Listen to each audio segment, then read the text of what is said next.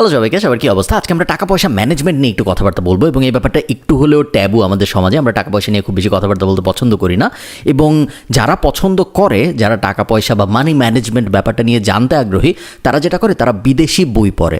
বেশিরভাগ সময় আমাদের বাংলাদেশের মার্কেটে সবচেয়ে জনপ্রিয় ব্যবসা বিষয়ক ইংরেজি বইয়ের নাম হলো rich dad poor dad, Robert কিওসাকির লেখা। বেশ ভালো একটা বই, বাট বইটার প্রবলেম হলো এই বইটা লেখা হয়েছে আমেরিকানদের জন্য। বেশিরভাগ ফাইন্যান্স বই যেগুলো আমরা ইংরেজিতে পড়ি ওগুলো আসলে লেখা হয়েছে আমেরিকান মানুষদের জন্য বা নর্থ আমেরিকান মার্কেটের কথা ভেবে। এই কারণে এই সব বইগুলোয় যে স্ট্র্যাটেজিগুলোর কথা বলা হয়, ওই স্ট্র্যাটেজিগুলোর বেশিরভাগই আমাদের জন্য অ্যাপ্লিকেবল না। এগুলা ক্রেডিট ড্রিভেন মার্কেটের জন্য লেখা। সো এরা বলতে পারে যে আপনার যখন বয়স 25 তখন আপনি ব্যাংক থেকে একটা মর্টগেজ নিয়ে একটা রিয়েল এস্টেট কিনে ফেলুন, কথার কথা। বা বলতে পারে আপনার ক্রেডিট লিমিট বা ক্রেডিট স্কোর যেন সবসময় ভালো থাকে। বাংলাদেশের মার্কেটে আমরা ওইভাবে কাজকর্ম করি না, আমরা ক্রেডিট কার্ড নেই না, আমরা ওইভাবে মর্টগেজ নিতে পারি না। সো এই যে সাজেশনগুলো দেওয়া হয় এসব বইতে, এই সাজেশনগুলোর বেশিরভাগই আমাদের জন্য অ্যাপ্লিকেবল না। মানি ম্যানেজমেন্টের ফার্স্ট লেসনটাই হলো understanding how much your worth per hour এবং অ্যাক্টিং অ্যাকর্ডিংলি। খুব বেসিক ব্যাপার। আমি আপনাদের একটু অঙ্ক বলবো, বাট তেমন কোনো জটিল অঙ্ক বলবো না যেটা আপনি বুঝতে পারছেন না। আপনার মূলত বুঝতে হবে আপনার প্রত্যেক ঘন্টার সময়ের, প্রত্যেক ঘন্টার মূল্য আসলে কতটুক, আপনার জীবনের প্রত্যেক 1 ঘন্টার দাম আসলে কতটুক। আমি যদি আপনার জীবন থেকে 1 ঘন্টা কিনতে চাই, আমি কত টাকা দিলে আপনি কমফোর্টেবলি সেই 1 ঘন্টা আমাকে দিয়ে দিতে পারবেন, এই ক্যালকুলেশনটা করতে পারাটা জরুরি। আপনি যদি চাকরি করেন তাহলে আপনার জন্য এই ক্যালকুলেশনটা করা খুব সহজ। আপনি প্রত্যেক মাসে আপনি যত বেতন পান সেই বেতনটা নেবেন, সেই বেতনটাকে প্রথমে 22 দিয়ে ভাগ দিবেন, কারণ আপনি মাসে 22 দিন সাধারণত কাজ করেন। যে নাম্বারটা আপনি পেলেন এই নাম্বারটাকে আপনি আবার 8 দিয়ে ভাগ দিবেন, কারণ আপনি দিনে 8 ঘন্টা কাজ করেন। এখন আপনি যে নাম্বারটা পেলেন ফাইনাল, এটা আপনার প্রত্যেক 1 ঘন্টার ভ্যালু। যারা ফ্রিল্যান্সিং করেন তাদের ক্ষেত্রে ব্যাপারটা একটু কমপ্লিকেটেড, কারণ তারা বিভিন্ন ধরনের কাজ করেন বিভিন্ন ক্লায়েন্টের সাথে। তারা যেটা করবেন, গত 1 বছরে আপনি সবচেয়ে দামি যেই কাজটা করেছেন ওইটা নেবেন, ওই দামি কাজটা করতে আপনার কত সময় লেগেছে এটা দেখবেন, তারপর দামি কাজটা করে আপনি যত টাকা পেয়েছেন ওইটাকে আপনার যত সময় লেগেছে ওটা দিয়ে ভাগ দিবেন। ভাগ দিলে যে ভাগফলটা আপনি পাবেন সেটা আপনার প্রত্যেক 1 ঘন্টার ওয়ার্থ। এই ওয়ার্থটা জানা খুব জরুরি, কারণ এই ওয়ার্থটা যখন আপনি জানতে পারবেন তখন আপনি বুঝতে পারবেন কোন কাজগুলো আপনার আর করা উচিত না এখন থেকে। আমি যদি এই ক্যালকুলেশনটা করার পরে বুঝতে পারি যে আমার 1 ঘন্টার দাম আসলে 500 টাকা, তাহলে আমি খুব ক্লিয়ারলি বুঝে যাব যে 500 টাকার কম দামি কোনো কাজ যদি আমার সামনে আসে আমি সেগুলো করব না। আমার সবসময় গোল হবে আমি মিনিমাম 500 টাকা পার আওয়ার এই ভ্যালুর কাজ করব, অথবা তার থেকে বড় ভ্যালুর কাজ করব। এর থেকে কম ভ্যালুয়েবল যদি কোনো কাজ হয় সেটা আমি কখনো করব না, ইনক্লুডিং আমার পার্সোনাল কাজকর্ম। সো আমার যদি লন্ড্রিতে যেতে, আমার যদি দোকানে কিছু কিনতে যেতে, আমার যদি বাজার করতে যেতে 1 ঘন্টা খরচ হয়, এবং ওই 1 ঘন্টা খরচ হওয়াটার মানে আসলে কি হচ্ছে, তার মানে আসলে ওই বাজার করতে যেতে আমার 500 টাকা খরচ হচ্ছে, যদি আমার 1 ঘন্টার ভ্যালু 500 টাকা হয়। সো এই ক্যালকুলেশনগুলো আমরা তখনই করতে পারবো যখন আমরা ফার্স্টে বুঝতে পারবো আমার সময়ের ভ্যালু আসলে কত। টাইম ইকুয়ালস মানি। সো সময়ের ভ্যালু কতটুকু আপনার জীবনে, এটা বুঝতে পারাটা খুব বেশি জরুরি। আচ্ছা, টু ম্যানেজ মানি আপনার তো আসলে টাকা আয় করতে হবে, তাই না? আমার যদি টাকাই না থাকে আমি কি ম্যানেজ করবো? সো টাকা আয় করাটা ইজ এক্সট্রিমলি ইম্পর্ট্যান্ট। আপনি যদি বিলিয়নিয়ার লিস্ট দেখেন, টপ 100, 500, 1000 বিলিয়নিয়ার বা টপ 100, 500, 1000 মিলিয়নিয়ার, যেই লিস্টে আপনি দেখেন সেলফ মেড মিলিয়নিয়ার বা সেলফ মেড বিলিয়নিয়ারদের লিস্ট, একটা ব্যাপার খুব কমন, সেটা হলো এদের সবার ব্যবসা আছে বা এদের সবার ব্যবসা ছিল। ব্যবসার মাধ্যমে এরা বড়লোক হয়েছে। তার কারণ, যদি আপনি ব্যবসা না করেন, যদি আপনি চাকরি বা ফ্রিল্যান্সিং টাইপ কাজকর্ম করেন, তাহলে মূলত আপনি আপনার সময় দিচ্ছেন, আপনার সময় দেওয়ার বদলে আপনি টাকা পাচ্ছেন। সো আপনি আপনার সময় ব্যয় করে একটা স্কিল বিনিময় করছেন ক্লায়েন্টের সাথে বা যে চাকরি দিয়েছে তার সাথে, এবং ওই সময় ব্যয় করার জন্য ওই ক্লায়েন্ট বা চাকরিদাতা আপনাকে টাকা দিচ্ছে।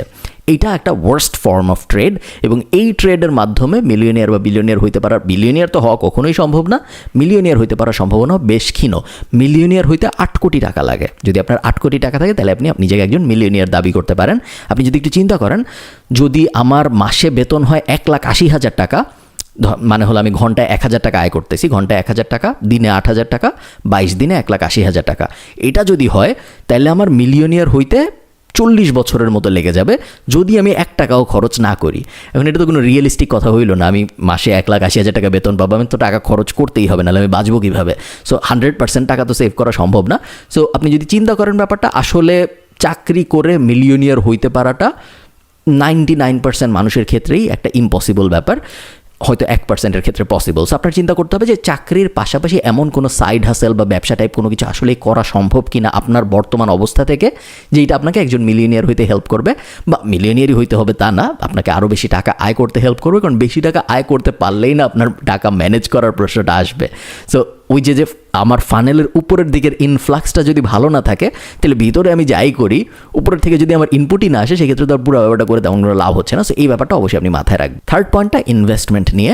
বড়লোক হওয়ার জন্য ইনভেস্ট করতে পারাটা জরুরি, এবং ইনভেস্টমেন্ট করার সময় না একটা ব্যাপার সবসময় মাথায় রাখবেন, আমাদের বাংলাদেশে আমরা যেটা দেখি সেটা হলো কেউ যখন একটা ভয়াবহ হাই রিটার্নের লোভ দেখে, আমরা সবাই ঝাঁপায় পড়ি, বিকজ আমরা অনেক লোভী মানুষ। এই কারণে এই MLM-গুলা বা যারাই বেশি লোভ দেখাচ্ছে আপনাকে টাকা রিটার্ন পাওয়ার বা ডাবল হয়ে যাওয়ার, ওই সব জায়গায় মানুষের লোভটা একটু বেশি থাকে। এবং এই বিষয়ে আমরা অনেক ভিডিও আগেও বানিয়েছি, এবং এটা নিয়ে আমি এখন আর অত জটিল আলাপে যেতে চাচ্ছি না। ফার্স্ট ইনভেস্টমেন্ট আপনার আসলে সবসময় হওয়া উচিত নিজের ওপরে, কারণ নিজেকে আপনার একটা বিজনেস হিসেবে ট্রিট করতে হবে।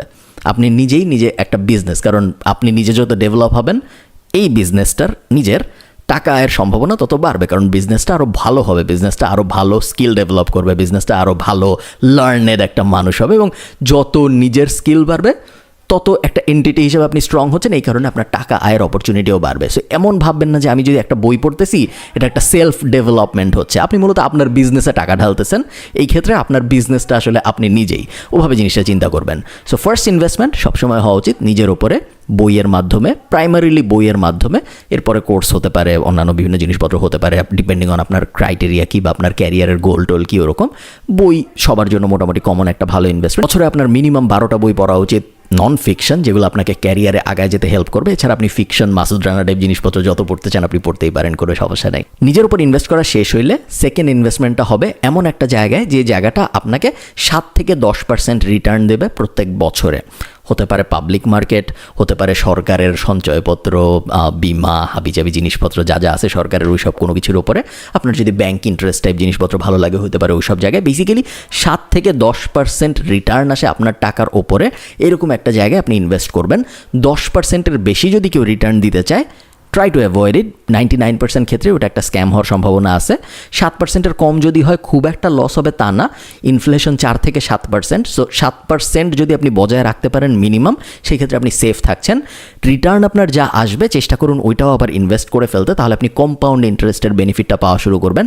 কম্পাউন্ড ইন্টারেস্ট খুব মজার জিনিস। আপনি যদি আজকে 1 টাকা ইনভেস্ট করেন এবং আপনার যদি 10%-এর মতো রিটার্ন আসে, তাহলে 30 বছর পর ওটা 17 টাকা হয়ে যাবে। 1 টাকা ইনভেস্ট করলে বেশ বড় মনে হচ্ছে না রিটার্নটা, বাট আপনি যদি 50,000 টাকা ইনভেস্ট করেন, তাহলে 9 লাখ টাকার কাছাকাছি আপনি রিটার্ন পাচ্ছেন 30 বছর পরে। যে লং এনাফ স্কেলে চিন্তা করি, 30 বছরের স্কেলে চিন্তা করি, সেই ক্ষেত্রে 7% বা 10%-এর কম্পাউন্ড রিটার্ন অনেক বেশি।